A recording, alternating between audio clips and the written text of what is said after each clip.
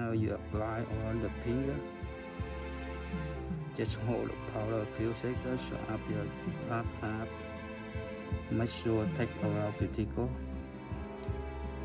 Always when you do nail, so you need to take care for around cuticle. So before when you cut the overline, so you need to take care for the powder. She don't want the long nail, just the short nail, not too short, not too long. You need to take care around cuticle, so make sure the powder stay on.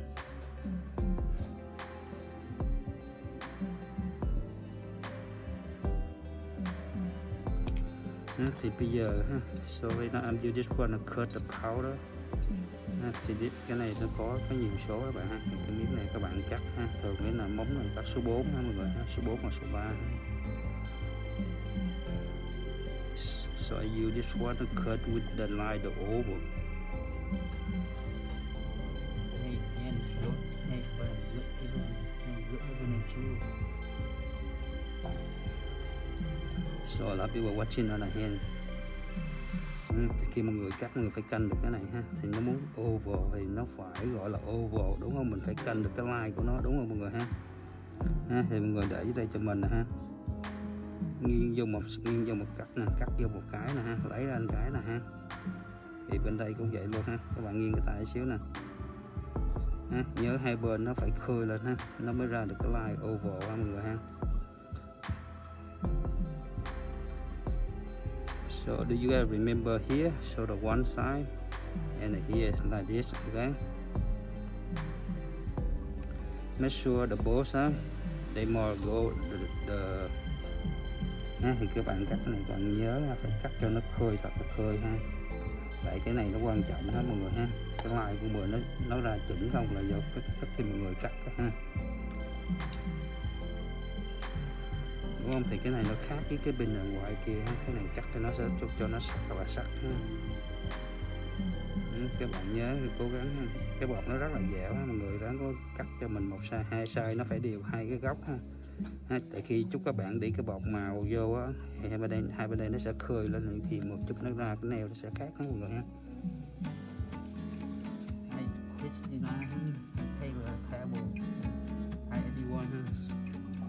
So when the people cut with the overline, so you remember know with the number you want. So this is you with the number 5. So on here have the many number.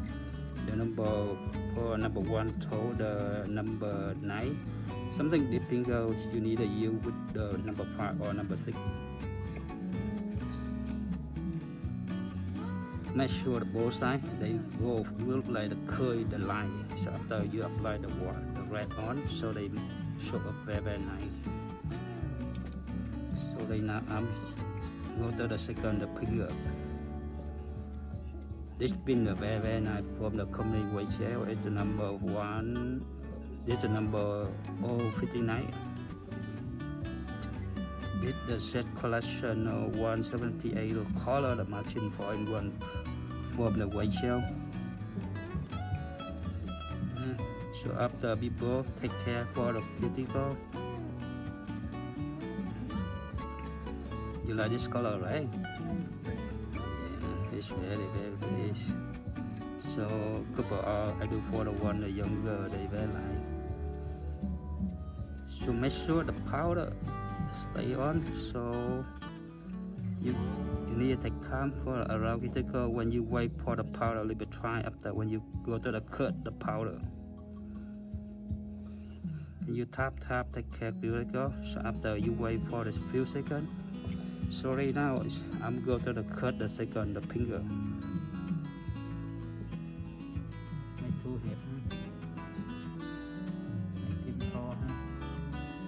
And this set in carrot. Number everyone say I go for my. So this number you can look in for the number and you with the number 6. So make sure the both sides more go the dog, you know. So I'm cut the one side here, take down one side. So after you have to get the powder, so after I go to the one side on the left.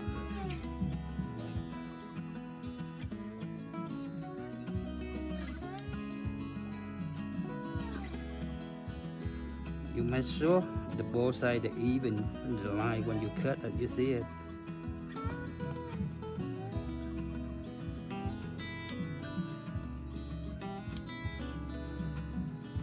Because the nail must look good or no, to look from here, you need the cut look like the more like here, you know, and then this side too.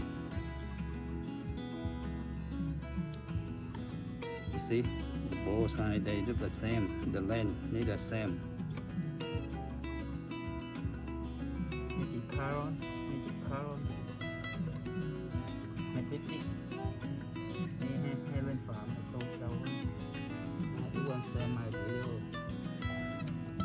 This one the basic for the new people start doing there, but it's very hard.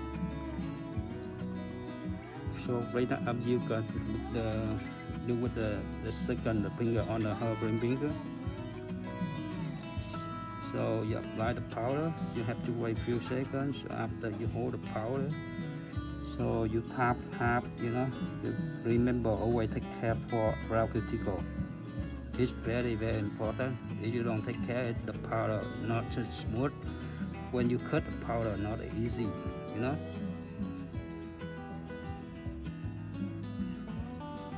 So you need to tap.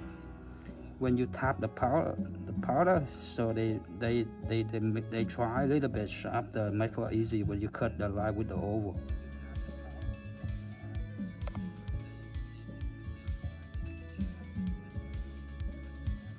Make sure always take care of our cuticle because it's very important. So right now the powder a little bit to try it. You can go to the cut. This one I'm using with the number 6. Cái màu này là màu 059 hả chị Carrot ha. Cái màu này rất là đẹp hả chị, khách làm rất là nhiều hả chị. Cái màu này giống như nude shopping ha, nó rất là natural ha, trong cái set 178 màu ha chị. Cái màu này rất là nhiều người thích, nhung nhô ha. 059 ha chị Carrot. So đây nó, so before people cut, you need to put a little bit the liquid on here, so make for it easy when you cut it. See it? This one I'm using with the number. Before when you cut, you can put you can compare with the number. So this one number 4 can put it. So you can put with the number 5. You need the compare with the length after I'm cut it. So one side. So do you guys remember not weigh the powder very shy, because the powder very shy is not easy when you cut it. See it?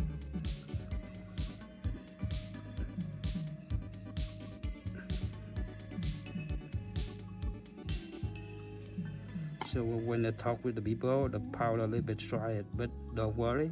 So I'm just need here, this here the cut a little bit dark and here.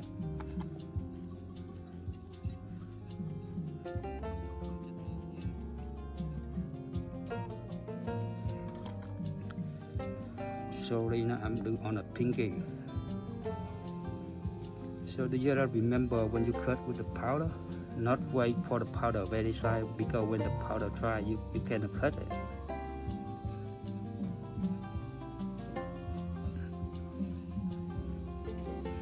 And you tap like this, you tap. Make sure always remember, take care for around the tickle, it's very important. So after you get the top the powder go down. Sẽ làm cái mẫu này rất là dễ mọi người. Dân chị, cái màu này rất là đẹp nha chị ha. 059 này của collection 178 màu matching của Trèo ha chị. This one I can you go with the number 3. Before you remember when you cut it, you need to compare with the number you want to cut it.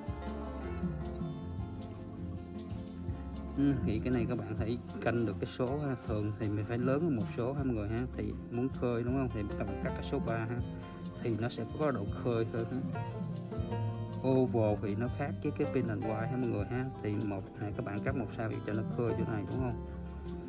Thì khi các bạn cắt một size đúng không, thì các bạn nghiêng cái đài nó xuống này ha, thì các bạn cắt thêm một size nữa cho mình thì hai bên nó sẽ ra, nó tạo cái oval ha. Mình cặn hai cái bên đây cho nó đi vô nó khơi lên ha. Thì một chút cái nail các bạn apply cái màu rồi nó sẽ khơi lên ha mọi người.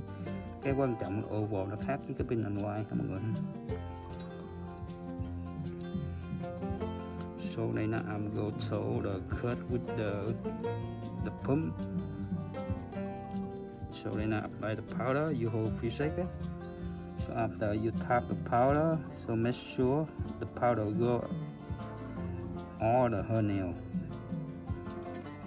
So you're gonna tap on the left, you can tap on the right. So wait few seconds for the powder they mix. So after you can tap down, you tap down, tap down, tap down. So make sure for powder very smooth. So after easy for you when you cut it. This one, before when you cut, you remember always remember the number you want to cut it.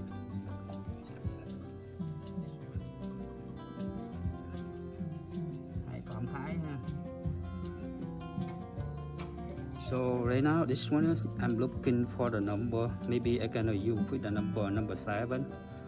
You see, this one for the cut for overlay. So you remember, always remember. Wait for the powder try. But each one cut right now, the overlay is the mess up. So right now I go to the cut now with the.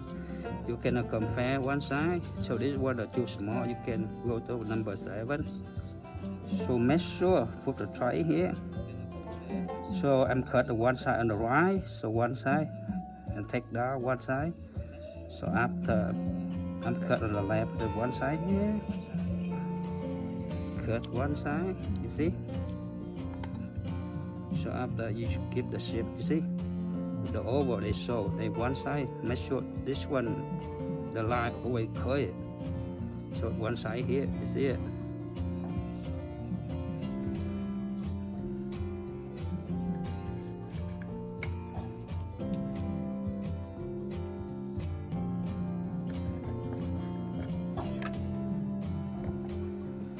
So right now I'm doing with the left hand. You remember you put the palmer first, you know. So after when I'm cut everything done, I'm go back to apply the rest of powder. You put on, remember always have put the palmer. It's very important when you cut it. Nice color, right, honey? Yeah, that's beautiful. Thank you.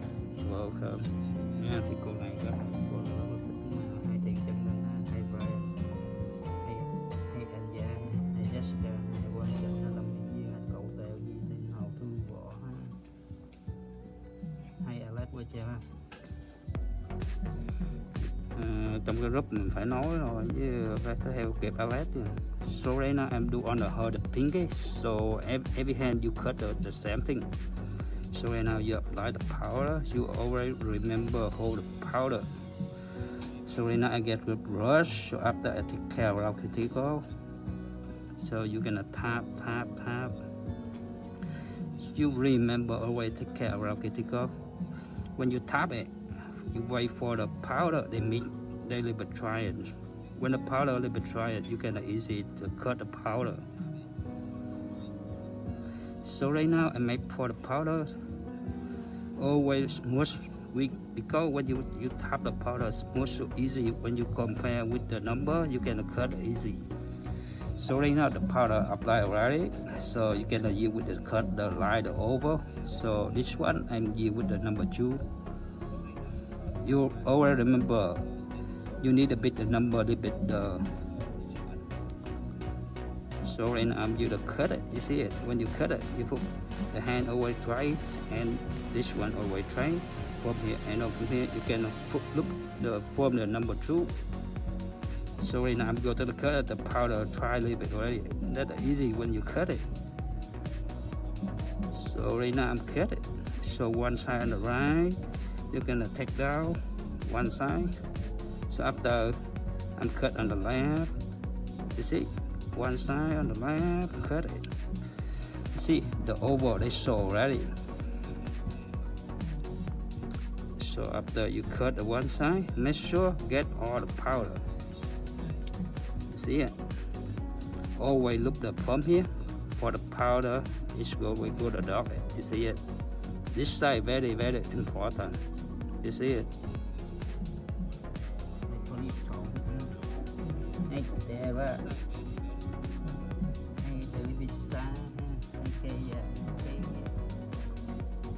So right now I'm going to the on the herb ring finger.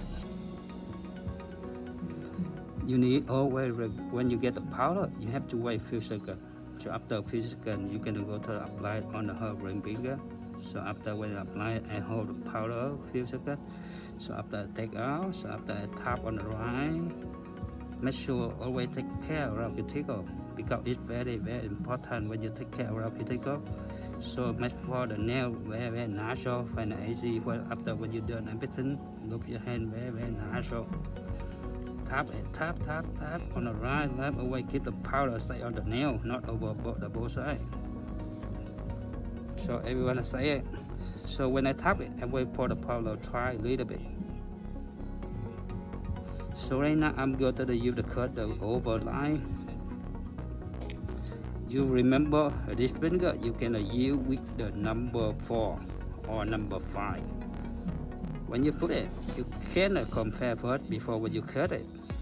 So right now the powder, let me try it. So you gotta remember not wait for the powder very dry because the powder very dry. You cannot cut it. So right now I'm going to cut right now the powder that easy for to cut it. I'm using with the number 4. So right now I'm cut it, and the one side on the right, one side down. So right now I'm go to the on the left side, one side.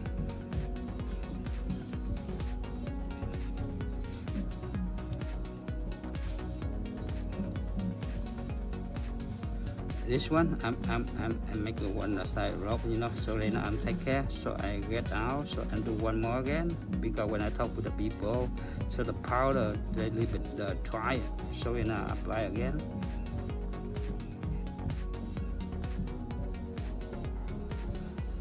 So right now I'm go back apply. So do you remember when you cut it? My way em đang cut này. You need always take care of cuticle, so make sure don't wait for the powder very dry because it's very dry, not easy when you make the line for the oval. So right now the powder very dry, I can tap down. You see it? Remember to take care for the both sides. So right now you go back with the number 4. So before when you cut it, you need to remember doing everything. So I put a little bit the liquid. So always have the liquid. So when you cut, easy for when you cut the powder.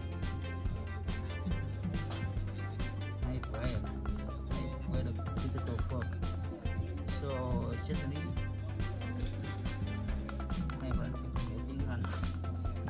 Thì trong cái group mình phải nói tiếng Anh ha. Thì khi mọi người ha, nhớ take care ha, mình phải quay ha. Nhớ cái móng nào cắt lúc nào cũng phải là lớn hơn một số. So right now I'm cut on the right, cut on the her finger again, one side here, and get down one side. You see it? Everyone see it? So you cut on the left.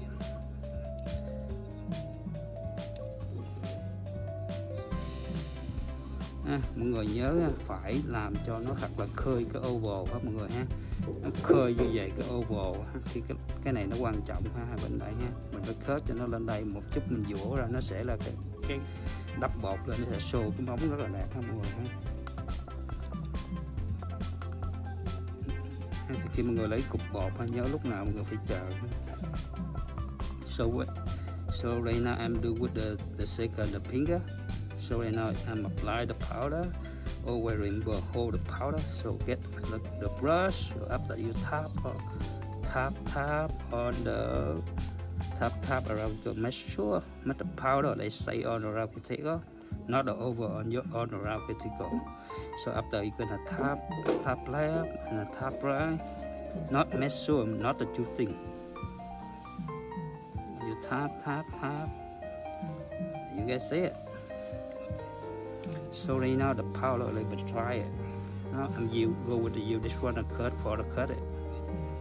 So this one, so before you cut, you remember already compare.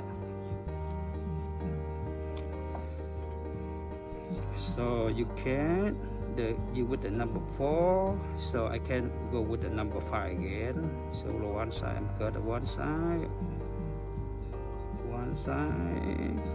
Get the powder down. So after I get the powder up, so after I'm cut the left. So one side from here. Sớm rồi cô. Sớm nha.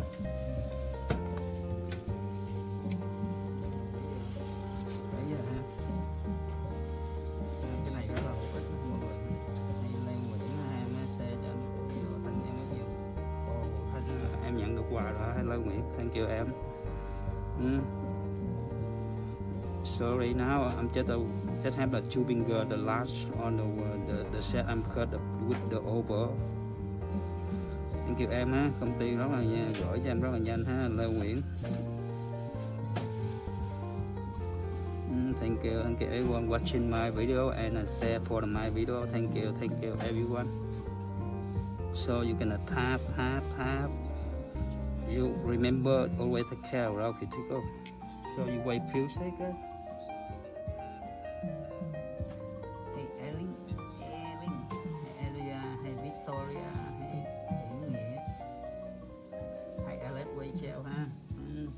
Hi everyone, sorry now I'm going to cut the oval now. Hi everyone. So you go back to cut again. So this one I'm with the number 4. So before you remember when you cut it, you need to put a little bit from this side. Why to put the little bit here? Because they make for when you cut the powder, they don't mess up the line. So right now I'm go to the cut it. So I'm cut with the one side on the right, one side, get down the powder one side. So after I'm go to the number 4 and cut the one side.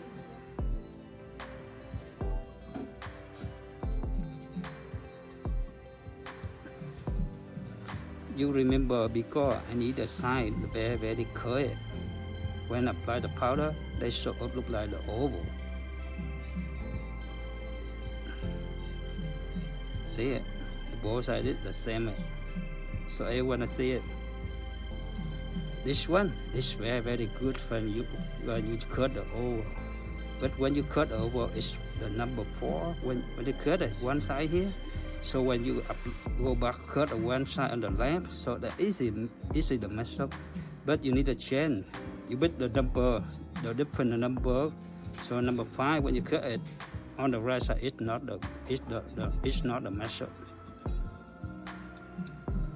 So the last finger and cut with the overline. So thank you everyone watching my video and share my video. Thank you everyone. So after, so right now I take care around critical the powder always near around critical, not the over or not around critical. You remember? Always take care. So in the time when you take care the powders, I have to wait for the powder but try it. But that's why I need to take care of critical. At that time the powder little bit dry it so easy when you cut it. You guys see it? So right now the powder not the over or not just, you see it? They very natural, you see it? So after I go back to the cut again, the last finger. So this I'm used with the number 6 or number 7.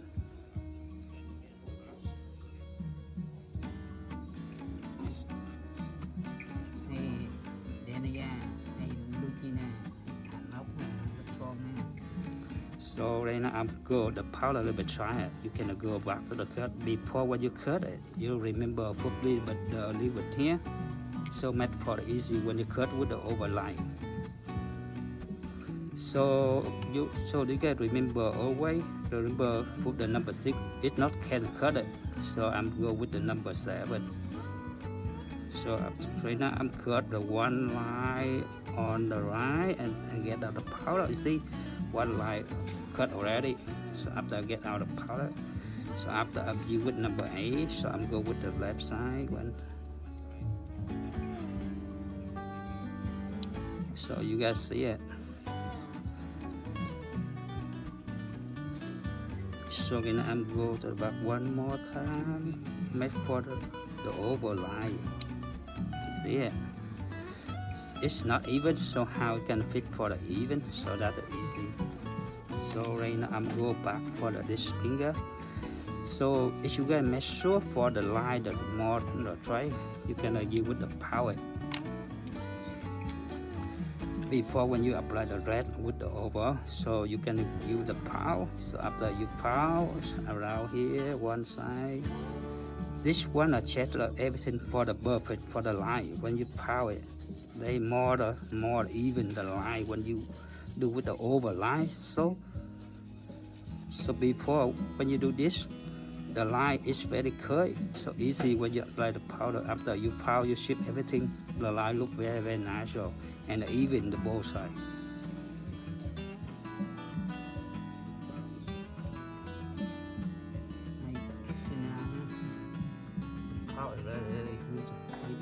The powder is very good. I'm very like this powder. This the number 59. So in the set of the 178, the powder matching color 0.1.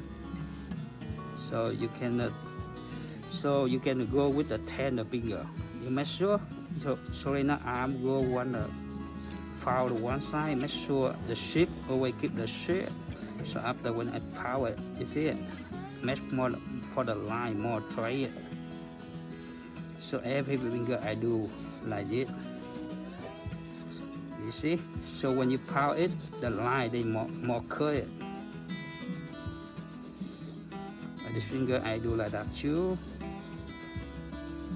So this one, so you see a little bit the cook it. So right now I'm using the power. I can power it, you know, because when you power it, so more the line for the even. So after when you apply the powder, they more the even the line.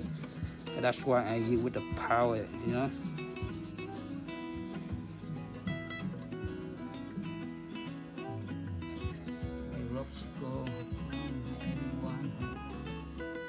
So this side I'm do like that too. One side. And this one too. One side. Are you believe me? Are you believe me? Thì cô này rất là dễ thương các mọi người. Thì trong cái này mọi người có thể vẽ dùng cái vẽ ha, nhưng cái vẽ nó không bao giờ nó sắc bằng cái mọi người cắt. Chờ mình xíu ha. So I will wait for few seconds. So then I apply the rest one on the line. So before when I apply, I make sure all the line is even.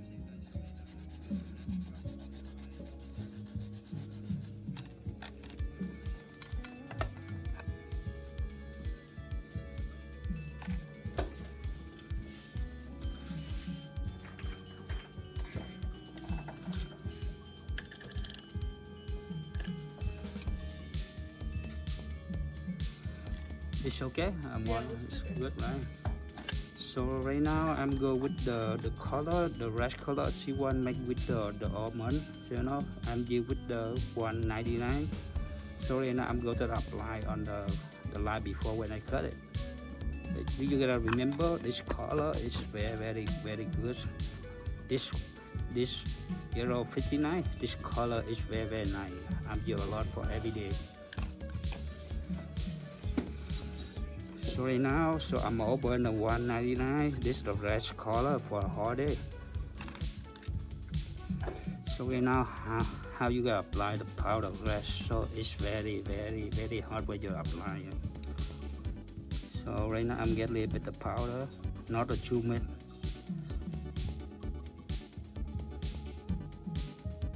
You see guys see it? So right now I'm gonna wait few seconds. So right now I'm applying now. So you hold the finger like this.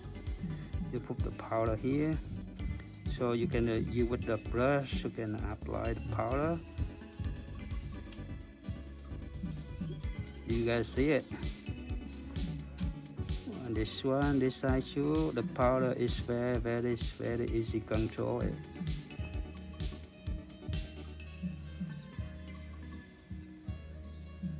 Ha, thì cái này ha mọi người ha, cái này rất là quan trọng ha. Khi mình apply cái này phải cho nó khơi hay nó mới ra được cái oval ha mọi người ha. Ha, thì khi mọi người apply ha, make sure ha, nó phải khơi như vậy ha. Mà tại vì hồi nãy mình có nói mình phải cần hai cạnh này cho nó ấy ha, nó cho nó khơi ha mọi người ha. Ha, thì hai cạnh nó rất quan trọng, nó có đẹp cái oval không khi các bạn ship lại ha, nó sẽ khơi hai bên cái line này, cái này nó rất quan trọng ha, mọi người ha.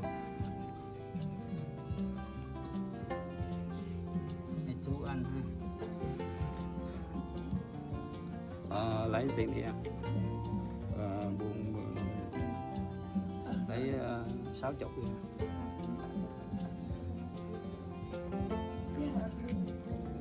Tôi quay hay Victoria hay bạn bè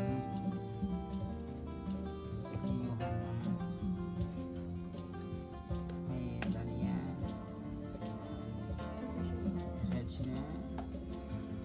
So do you guys see now? But that's why before when I taught it, I need the line here, always the curve. So after when you go to the shape it, they more curve look like the oval, they show. You guys see it? So now I'm going to with the second the finger, so apply look like before when I apply it. This very hard for the people. They do apply with the powder. Sorry now the powder not. Sorry now I'm applying right now. Hold one side here. So after I use the powder here, one side and the one side here. So you always remember the finger always go down. See it? So after go to the left side, so like that. You don't mind the powder the over on your the pink the color. That's okay. Later you can apply it. I appreciate it.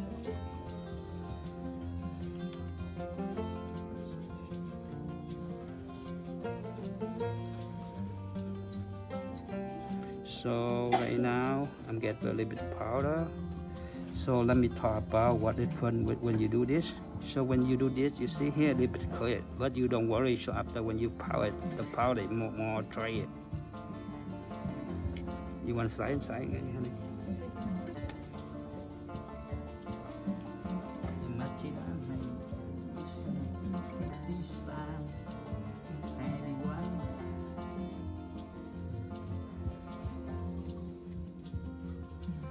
So this powder is very easy when you control it. So let me tell one more again. Put back your car. Something when you go, you forget, you know. Yeah. Put already? Yeah. So this one, so before you do with the overline with the rest one, you need to put the liquid here. So right now I'm going to get the second the powder rash. So you see, not the tube. So after I'm going to apply now, you always hold the finger like this. So after you go on the right side, so you go on the left side. So the powder stay on, you can easily control with the brush. See it? But that's why I need the both side, the line, they more clear. See it? Everyone see it? So let me talk about, so this one, you don't mind about the powder, they over on the pink the color, because after when you powder it, the powder, all the powder they get out, you know, the line always right here. Make sure this one a little bit thicker, right? So after I'm go to the powder they more even.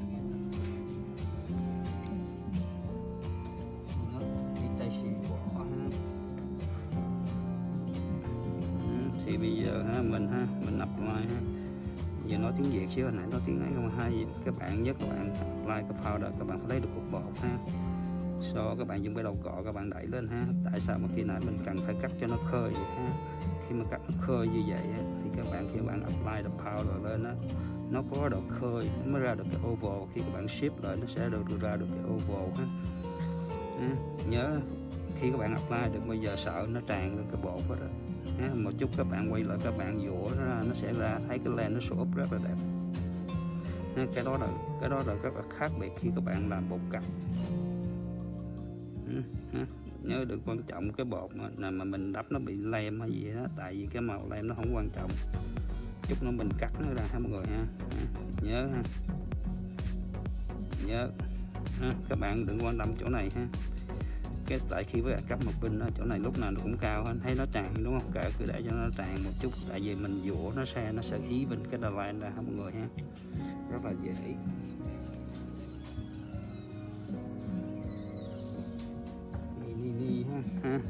Thì đúng không, khi các bạn cắt nè cái size bên đây thì các bạn phải cắt cho nó khơi, tại vì con này cũng muốn dũa cái oval thì cái móng oval nó đi ra thì nó phải khơi cái line nó mới ra được cái móng đẹp.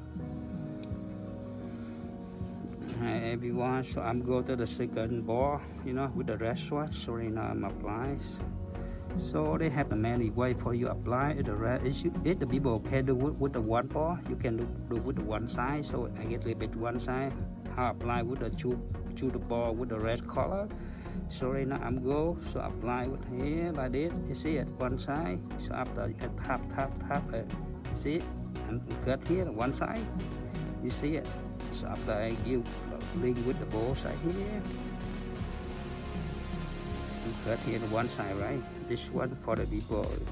If the people can do with the one time, you can do with the second time. Okay? How do it? So one side. So after I go to apply the one side here, this one I show people do with the ball with the red powder. You can hold the powder here. 1 second here. So you're gonna get out, you're gonna tap it, so you're gonna show like this one. You're gonna hold the line over right here. You gotta see it. So right now I'm tap, so much for the line, even the powder. So right now you see it, you gotta see it. This one, the people, you don't mind it because after when you go back, you power it, you can see the red one. That's easy when I take off the red over on the pink.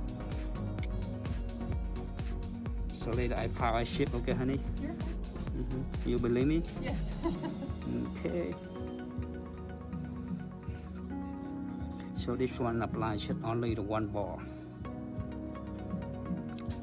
Can you hold the powder away, hold the finger like this, you with the brush on the left, on the right, so now I'm apply the on here, the powder go here, and the powder and the one more the powder go here. Remember, just slow when you apply the rest one here. You guys see it. So after I'm give the rush, so after I'm tap, you see it. Thì khi bạn apply cục bột màu đỏ thì các bạn phải apply cho bột nó dư xíu ha, tại khi mình phao ra cái bột nó sẽ mất đi ha mọi người ha, nên make sure chỗ này lúc nào nó cũng phải khơi lên hết mọi người thấy. Thì khi các bạn mà vỗ ra thì cái line nó ra nó show rất là đẹp. Nhớ mọi người đắp bột, mọi người phải lấy một miếng nước để đến đây ha, cho nào cũng có độ ẩm mình dễ control cục bột nó đi vô. Easy. Okay, this one, so I'm go to apply now. You're gonna go one side here, and one side here. That's easy. The powder when the sweet, easy when you control the powder. They go on here. Make sure right way go to cut it. So everyone see it. So after I'm go on the left side, do look like on the right side. So the powder always go always down. Thì cái này cắt cái oval ha mọi người, nó quan trọng là cái gì khi mọi người ha, nhớ phải cắt cho nó khơi thật là khơi đúng không, thì nó khơi nó mới ra được cái móng oval ha, cái line oval mọi người thấy không, Mà khi mọi người phao cái này ra thì nó sẽ show cái nail rất là đẹp ha mọi người, khi mọi người shape rồi nó. Thì mọi người có thể làm nha, có thể vẽ, mọi người có thể cắt đồ ha, nó tùy cách của mọi người làm ha. Nhưng mà cái cách mà làm overlay nhất là các bạn nên là cắt cái màu pin trước ha, nó rất là quan trọng ha mọi người ha.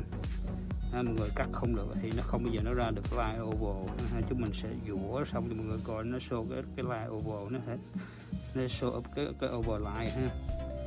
Vẽ cũng vẫn được nhưng mình làm cắt thì nó sẽ sắc hơn. So the people, so they have many way for do with the overlay. So you can go with the painting with the red color, but they take time very long. So if you want it easy, you can cut with like this with the line the oval. So after you can apply the red powder. They take more the short time, but then when you paint with the line the oval, get the powder here, get out the powder red here. So you remember, you don't worry about here. So right now after I show people how to show with the line, they show up. You get a little bit of powder here. So right now apply, go to apply now. So I'm hold on the right, so I'm hold on the left. You know, if you want to see it, so I'm hold the powder, tap here. You want to see it. Well, that's what I told the people before. When you cut the line, the both sides, I want a more curly, very, very curly. When you cut the curly, the oval they show up it. You want to see it? Because the oval line with the pin white little bit different. You want to see it? Get the powder out. Now and tap the powder smooth again. So after I go to the one more side here. Make sure the powder they more the curl, because when they curl the overlay they show up it. So this side I'm going to apply the finger. Get a little bit of powder, a little bit. You see it? Everyone see it. So right now I'm going to apply now. So I'm tap. So I'm hold the finger like this. So after I tap on the right, so use the powder, the brush. So after I'm go on the left side, I'm going to hold the powder. They go more in the line. You guys see it? Make sure the both side, the powder they more go the dot. You know, because they more curly, the oval look very good when you ship everything done.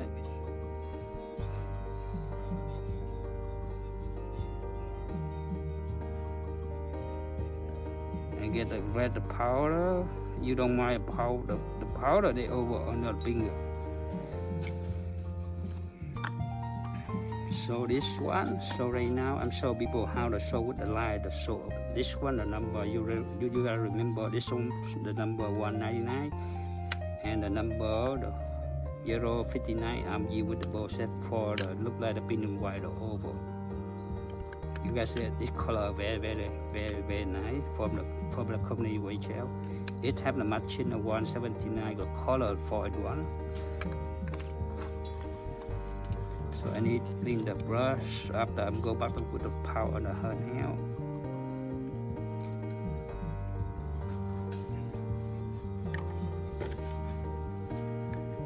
So right now I'm view the people. Mọi người ha, thì cái miếng này nó rất là lợi hại ha mọi người ha. Cái này dành cho oval ha, thì mọi người vậy có thể mua vậy, mọi người có thể sửa nó lại được ha. Mình phải bóp lại, muốn khơi bao nhiêu là do mọi người tự tạo ra ha. Bây giờ mình sẽ show mọi người cái oval nó show ra ha. So right now I'm using the real, so right now I'm powder on the powder. I'm show people how the line the show up. Cái khẩu trang ha.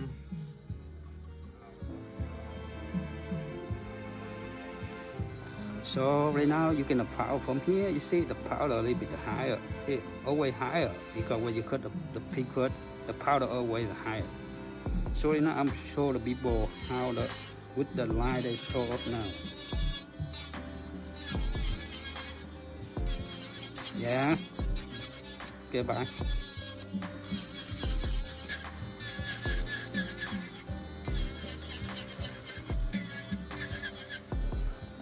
So everyone see it. So right now the powder, the line is very straight. You guys see it?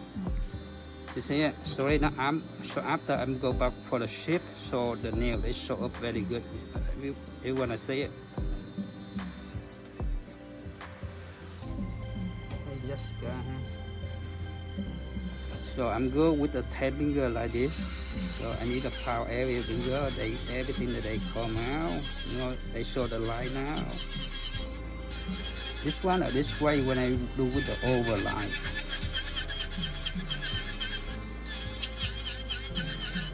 So everyone see it. The powder they always more straight.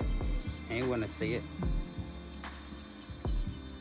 So now I'm doing with the ring finger like that too. So everyone see it.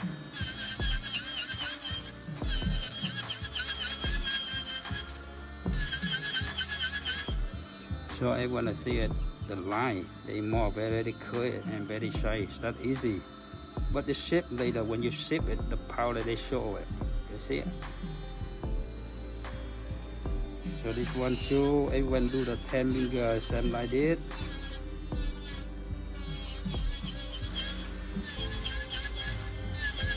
So everyone see it. This is my way when I do with the oval nail. You see, from here you see the line is very straight. But that's why you see it. This way very good for the people do with the oval. So right now I'm doing with the thumb the finger like that too.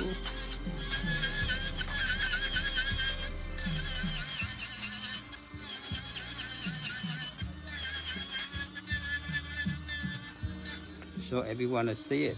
This one they marker, you see, look like the oval now. They show a little bit the oval. So after you go to the shape, the oval they show up. You see the line is very straight. So after when I go back for the shape, you know, the left hand you do like that too. So right now you can power it. So everything the line they show up now. So everyone see it.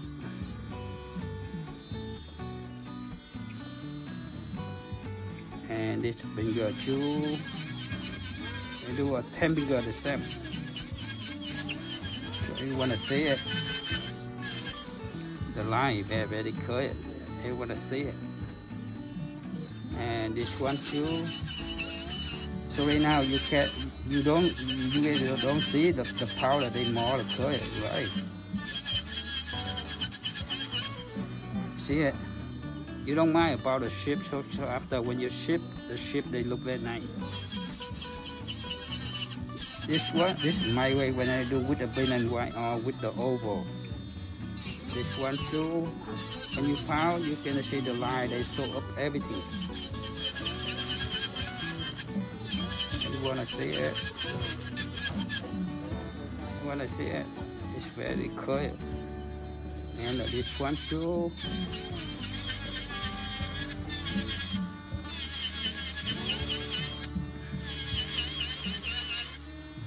Thì cái này ha, các bạn cắt ha, đẹp không là do mọi người cắt ha, do cách mọi người xử lý ha mọi người ha. Những cái mẫu này làm cho những cái cơ bản cho những người mà làm nail rất là nhiều ha. Nó có đẹp không là do mọi người ha. Mọi người cắt cái tay của mọi người ha. Còn khi mà mọi người cắt mà nó đẹp rồi, nhổ shape sao nó ra cũng đẹp hết đó. So right now I'm go with the far with around tickle. So after I'm go back for the shape. So the nail almost done. See it? Everyone see it? You make sure take everything the powder around the tickle. If you don't power it, the nail easy lifting. See it?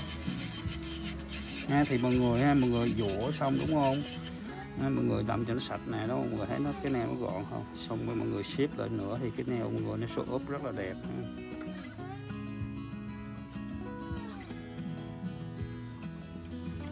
This one I'm going to the shape too.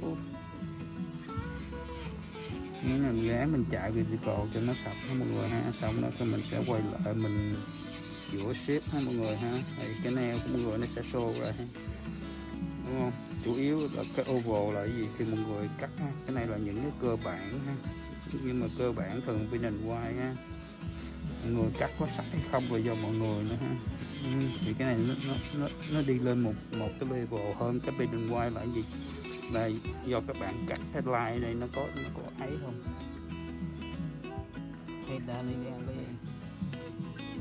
Hey everyone watching, still watching me, so thank you everyone, so share my video, thank you. So I'm almost done, so when I power up with the done, I'm go back for the shape everything, so the nail very soft now. So when I'm go with the hand tool, so I need to link everything around with the go first. So after I'm go back for the shape everything, so the nail they show up everything. You guys wait for a few seconds. I need to link everything from the around with the go first. So I'm go now. You guys see it? So when you apply the powder, you make sure the powder not over on your skin and the both sides, so easy when you go back for the powder, so the nail they look more natural.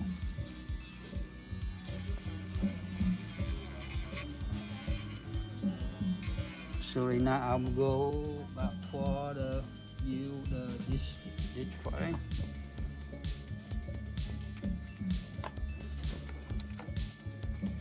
So right now I'm using with the small reel, so I'm blinking at the bottom of her hand. Get all the powder out. And when I see it, you need to make sure clean everything the powder.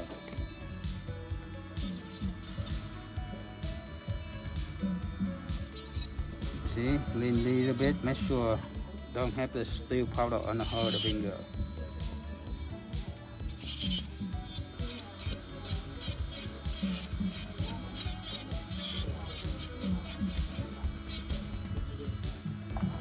This one too, you turn the finger the same.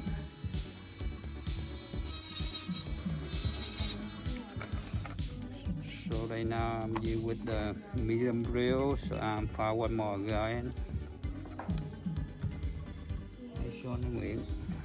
So right now you see the nail a little bit show up, right? So right now you just shape the nail, so the nail they show up everything.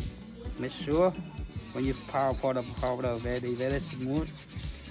So after when you go back for the shape, so the nail show up everything. And this way when I do nail for the pin and white or with the almond shape or something, the almond pin and white. Mọi người ha, thì cái làm almond này thì nó hơi lên cái một đẳng của pin and white ha, thì pin and white các bạn khớt thì nó rất là dễ ha.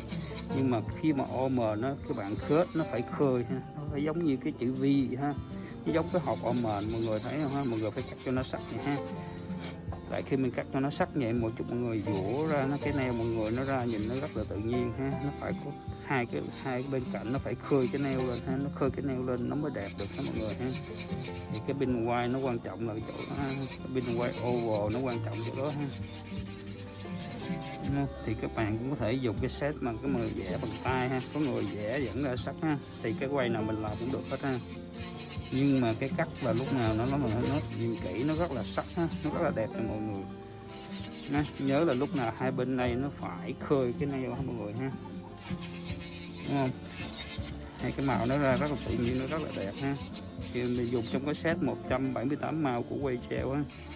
Cái màu 199 matching là 4 trong 1, các bạn vừa đắp vừa điếp được luôn ha. Thì mình xài rất là nhiều những cái màu này ha. Màu 009 nó rất là đẹp, nó tự nhiên giống là natural ha. Bây giờ mình sẽ quay lại mình dụ ship ha. Các bạn dụ ship hay trong cái livestream này cái này nó rất là đơn giản nhưng đơn giản những người mới học hơi khó xíu, đúng không? Thì cái nail như vậy các bạn giờ các bạn go là bây giờ các bạn mua dao phone thôi đi, mua dao phone. Thì cái nail vậy nó rất là đơn giản ha mọi người ha. Thì bây giờ mọi người quay lại mọi người ship ha. Thì nó sẽ show mọi người cái almond do mọi người vỗ cái ship ra coi ra cái almond không ha. Thì cái móng ngắn nó rất là khó ha. Thì nó quan trọng hai cái line bên đây nó phải khơi ha mọi người ha. Thì bây giờ mình ship móng cho mọi người coi ha. Có lấy tiền được không là do mọi người có biết cách mà dũa ra cho nó ra được cái ô mền không ha. Rất là quan trọng ha mọi người ha. Thì cái này nó cần cái gì, nó cần phải có độ khơi của cái móng ha. Thì mọi người dũa nó ra cái shape được hay không á là do mọi người, đúng không? Cái này mọi người nó có show up hay không á là do cái shape nữa.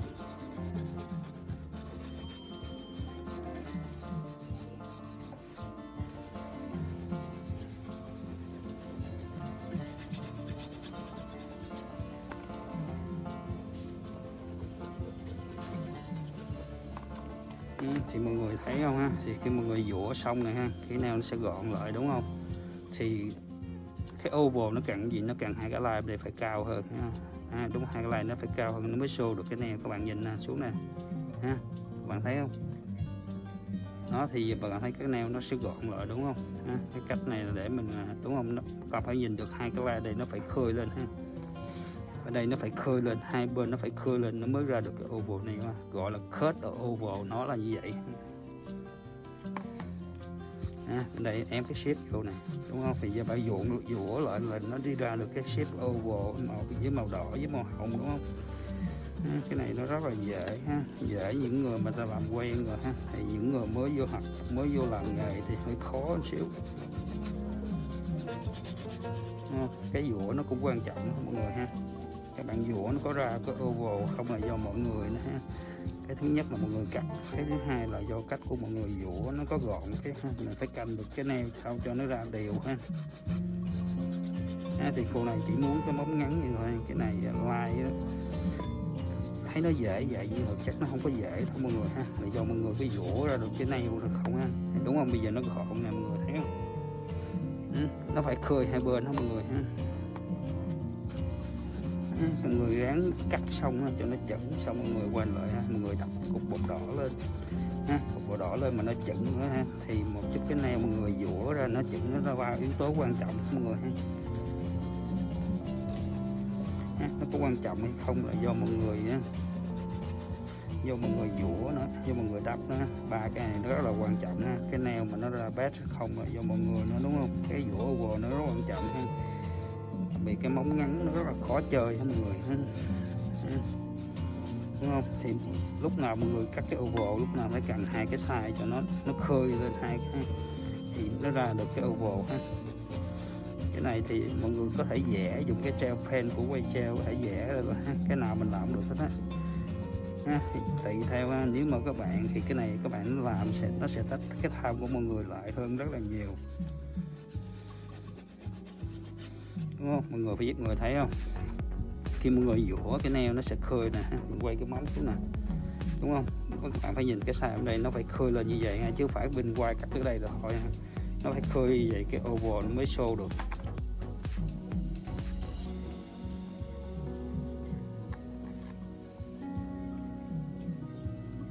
Đó, các bạn thấy nó như vậy ha, nhiều cái hình mà người ta đưa ra ha mọi người ha.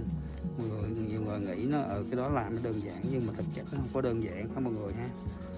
Cái nail thực chất nó rất là phức tạp.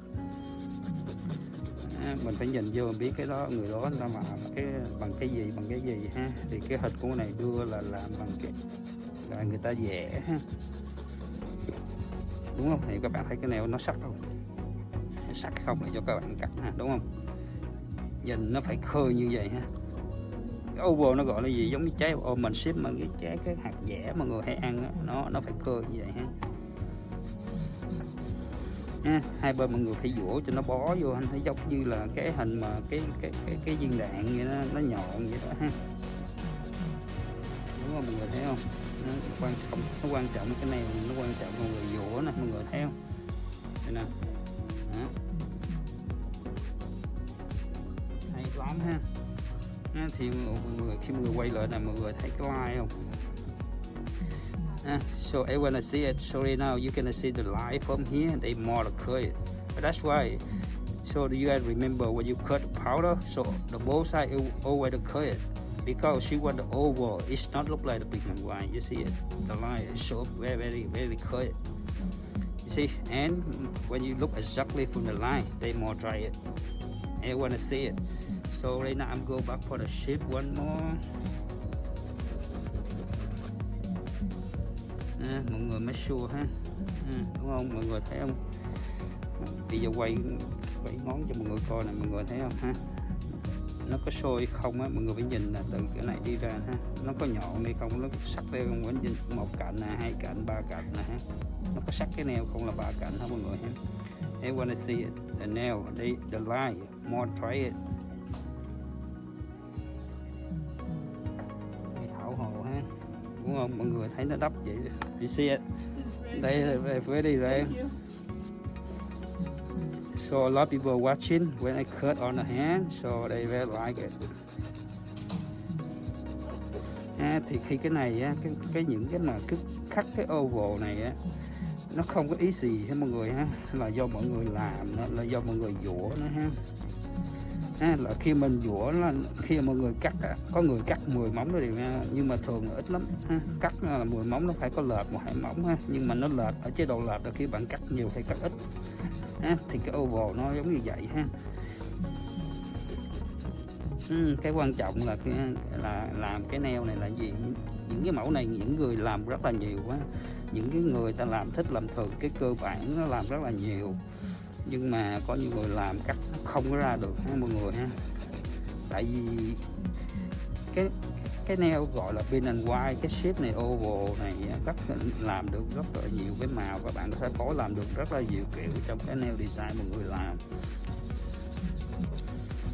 Quan trọng là mọi người có cắt ra được cái nail mà nó best hay không thôi. Lại do mọi người dũa ra giống như Cắt Oval hay không thôi, đúng không mọi người thấy không? Khi mà mọi người làm quen rồi đó, dũa rất là dễ, nó rất là nhẹ nhàng, đúng không? Nó không có nặng nổi. Cái này quan trọng là gì? Một là các bạn đắp cục vào hộp nè, thứ hai các bạn cắt cái line nó sắc hay không nào, thứ ba bạn apply cái cục bột đọt đó. Thứ tư là các bạn phải dũa cái shape sao cho nó gọn thì nó sẽ ra được cái nail bed. Nhớ, did you guys see it? The nail, so right now they show up now. So make sure when you make for the shape, everything for the nail perfect or not a perfect. When you make for the shape very important. When you make for the shape perfect, so the nail, so everything is perfect. If you make the shape it's not even, so the nail look not the perfect.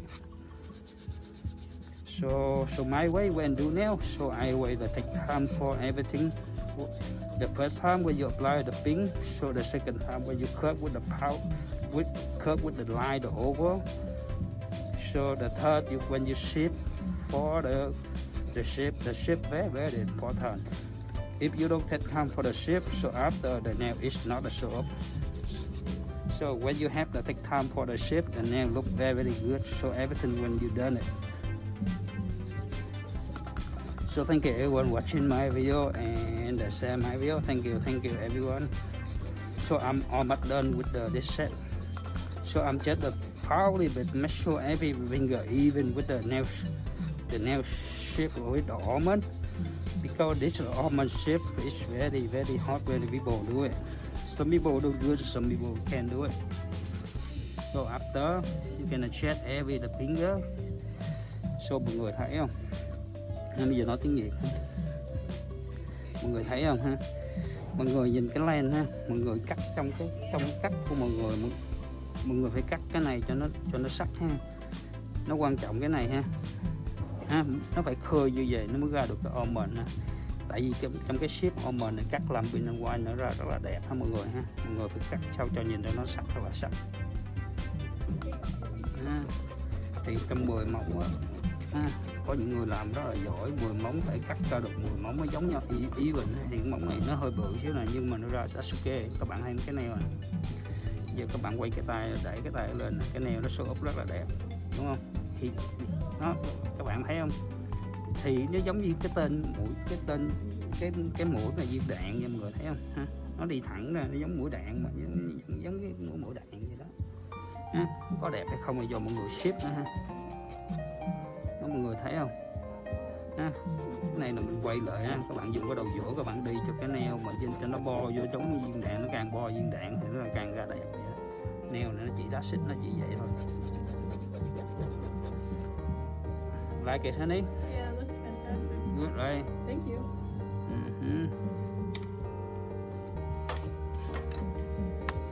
So I'm done now. So everyone, so thank you for everyone watching my video. So right now I'm applying the user with the top cup apply on the top. So I'm done now. So before when you apply the top cup, you remember buffer everything, the finger. So I need to buffer everything. You got to see it. The buffer everything, buffer. When you buff on the nail, when you buff, so the nail they more smooth. So before when you apply the powder, they more smooth. You know, everyone see it. Ha, mọi người ha. Thì cái oval này rất khó trong những cái người mà mới làm ha.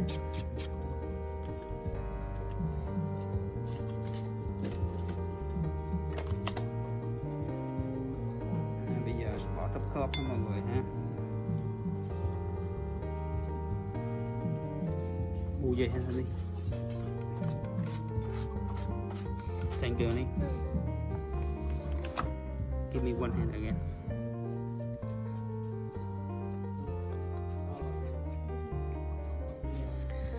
You make sure before when you put the top cup, you need to use the brush. You can link everything, the powder. Link before when you apply the top cup.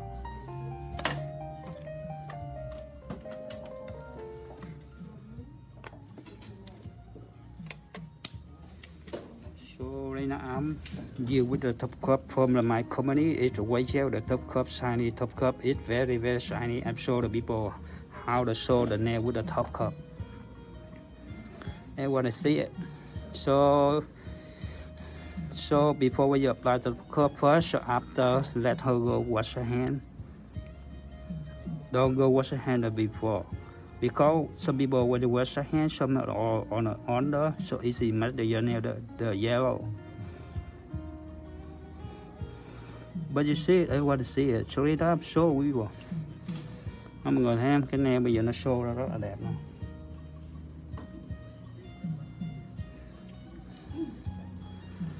Cái gì mọi người phải thích tham hết mọi người ha. So, thì cái nail bây giờ nó show ra nè đúng không? You like it, honey? Yeah, it looks fantastic. Thank you. It's cool. But not easy to do. No, but you know. But that's why I talk with the many people watching when I cut the powder. A lot of people watching. It's not easy when you have about learn about nail.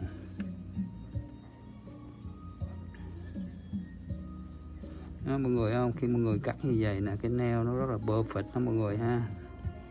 Where did you learn how to do that? I'm just learn by myself. When you do nail of soup, when you have a smart, you have the many idea. When you have the idea, you know you can think in everything when you do it. Đó, thì mọi người thấy không ha, cái nail nè bây giờ nó show ra mọi người thấy không, nó rất là đẹp ha, nó rất là chuẩn nè, cái line nó phải sắc như vậy ha mọi người ha. Thì khi mọi người cắt á, nó có sắc hay không là do cái tay của mọi người ha, nó có quan trọng ha. Thì cắt cái oval nó hơi phức tạp xíu hơn, rồi cái bên ngoài quay nó rất là dễ ha. Nhưng mà khi mọi người cắt được cái nào mọi người cắt được hết, là cái gì mọi người cắt cũng được hết đó. Nó không quan trọng là do mọi người có chịu học hay không thôi. Thì nó có quan trọng đẹp hay không là do mọi người cách mọi người làm đó ha mọi người ha.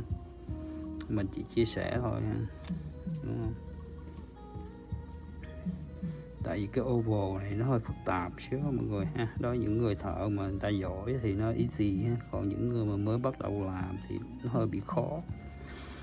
Có những người cắt nhìn nó rất sắc, mà có những người cắt nhìn nó không bao giờ nó sắc ra được hết mọi người ha. Bây giờ nói tiếng Việt, nó nói tiếng Mỹ nhiều quá. Tại trong group có nhiều người Mỹ quá mọi người ha. Đúng không? Những cái mẫu này làm rất là nhiều ha, trong cái nail, cái basic nail mỗi ngày ha mọi người ha. Thì những người sẽ gặp mỗi ngày, mọi người sẽ gặp. Thì mọi người thấy không, cái móng này hồi nãy cái mọi người cắt nó bị lệch nè, cái best như mọi người dùng cái phao, khi mọi người phao cái line cho nó tròn lại thì cái nail nó ra nó sẽ tròn.